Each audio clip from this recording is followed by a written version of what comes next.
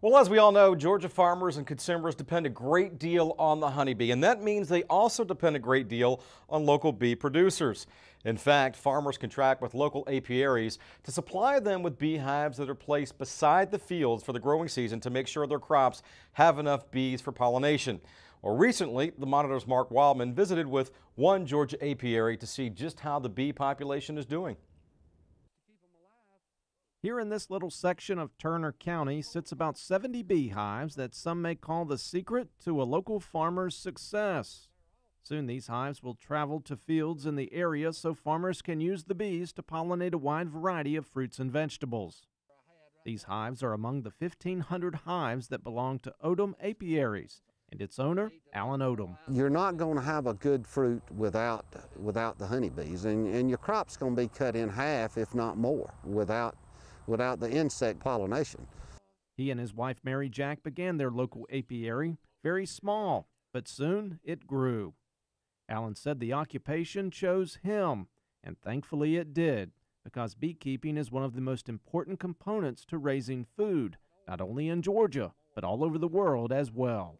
The honeybees should be important to everybody, you know, not just the farmers or the beekeepers themselves, but to the consumers out there that's going to the grocery stores every day. That, you know, honeybees plays a vital part to our way of life. But the news has not been all good for honeybees. Over the years, farmers have seen a decrease in their bee populations, and this year the Odoms have seen their populations decrease as well. If I had to guess, my losses are incurred by the varroa mites.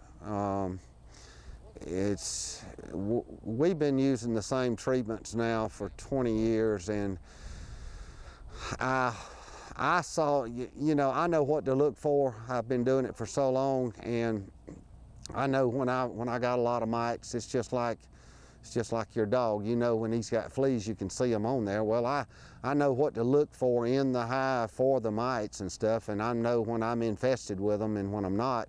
Alan says he works hard to make sure his bees stay healthy. He is constantly introducing new bees to his population, so farmers and others who purchase bees from him get the best quality possible. I try to replace at least every 2 years, you know, my queens. A lot of them I replace every year, you know, just so I can have a good fresh queen for the year. The sweet side to bee production is the honey, and this Georgia Farm Bureau certified farm market is able to bottle it up and sell it to the local community. The Tupelo is what we call the Cadillac of honey.